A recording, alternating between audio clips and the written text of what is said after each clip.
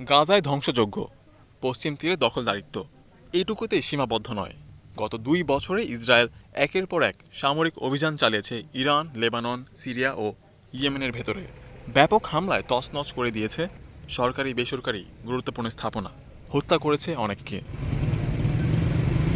প্রশ্ন উঠেছে, এই আগ্রাসনের শেষ কোথায়? আর ইসরায়েল কি কখনো এর জন্য আন্তর্জাতিক প্রতিক্রিয়ার মুখে পড়বে? কখনোই কি করতে হবে না কোনো জবাবদিহি? একের পর এক আন্তর্জাতিক আইন লঙ্ঘন সহ গুরুতর মানবতা বিরোধী অপরাধ করেও পার পেয়ে যাবে। সিরিয়ার প্রতিরক্ষা মন্ত্রণালয় প্রেসিডেন্সিয়াল প্যালেসের আশপাশ লক্ষ্য করে এই সপ্তাহে চালানো ইসরায়েলি বিমান হামলা আবারও সামনে এনেছে ইসরায়েলের যুদ্ধনীতি প্রশ্ন। সিরিয়ার সুয়েদা প্রদেশে ইসরায়েল দাবি করছে তারা দারিদ্র্যপীড়িত দ্রুজ সম্প্রদায়কে রক্ষার জন্য হামলা চালিয়েছে। তবে বিশ্লেষকরা বলছেন এটি আসলে এক দীর্ঘমেয়াদী কৌশলের অংশ, যার লক্ষ্য গোটা অঞ্চলকে অস্থিতিশীল ও দুর্বল করে রাখা। লেবাননে ইসরায়েলের ভাষ্য, তারা হিজবুল্লাহর হুমকি ঠেকাতে হামলা চালাচ্ছে। ইরানে বোমাবর্ষণ, পারমাণবিক অস্ত্র কর্মসূচি রুখতে। ইয়েমেনে হামলা, হুতি বিদ্রোহীদের জবাবে।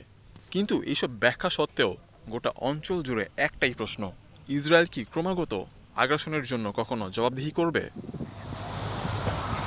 জাতিসংঘ, আন্তর্জাতিক অপরাধ আদালত আইসিসি ও পশ্চিমা দুনিয়ার বহু সংস্থা ইসরায়েলের বিরুদ্ধে যুদ্ধাপরাধ, আন্তর্জাতিক আইন লঙ্ঘন এমনকি গণহত্যার অভিযোগ এনেছে। অথচ কার্যকর কোনো পদক্ষেপ দেখা যায়নি। কারণ একটাই, ইসরায়েলের পাশে রয়েছে বিশ্বের সবচেয়ে শক্তিশালী সামরিক শক্তি যুক্তরাষ্ট্র ও তার মিত্ররা। বিশ্ব রাজনীতির যে ভারসাম্য একসময় জাতিসংঘের মাধ্যমে টিকে ছিল, তা এখন দুর্বল হতে হতে ভেঙে পড়ার উপক্রম।